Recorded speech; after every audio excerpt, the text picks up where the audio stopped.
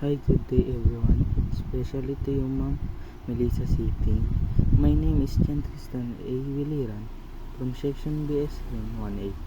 We will discuss to you the Lesson 1 of Mathematics in our words.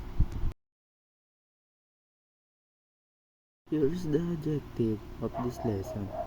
Objective: at the end of the lesson, you should be able to perform the following tasks. Number 1. Articulate the importance of mathematics in one life. Number 2. Give the characteristic and nature of mathematics. Number 3. Express appreciation for mathematics as a human endeavor. Number 4. Identify some famous mathematicians of all times and their contribution in the field of mathematics. And now talk about what is mathematics. Mathemia, which is learned, derived from Montano, and modern Greek Montiano, which means to learn. The science of structure, order, and relation that has evolved from elemental practices of counting, measuring, and describing the shape and characteristic of the object. We have those characteristics of mathematics. We have classification, logical sequence, structure, precision and accuracy, abstractness, mathematical language, symbolism, applicability, generalization.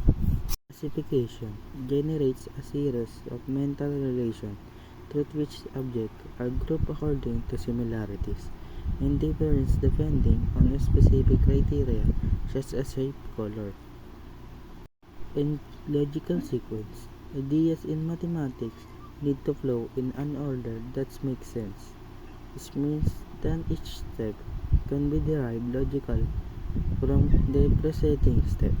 And structure, the structure on a particular mathematical set will allow mathematicians to study the set further and find its relationship with other objects. In precision and accuracy, accuracy is how close a measured value is to the actual truth. Value is the degree to which a given quantity is correct and free from error. Precision is how close the measured values are to each other. And attractiveness is the process of extracting the underlying essence of a mathematical concept by taking away any dependence on real-world objects. In symbolism, this language is uniquely constructed in such a way that all mathematicians understand symbolic notation and mathematical formulas.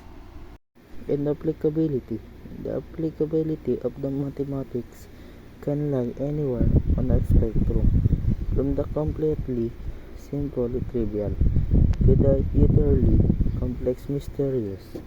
And for the last, generalization, the process of finding and singling out in a whole class of similar objects. And this is where we end what we discussed. Thank you for listening. Take care and God bless.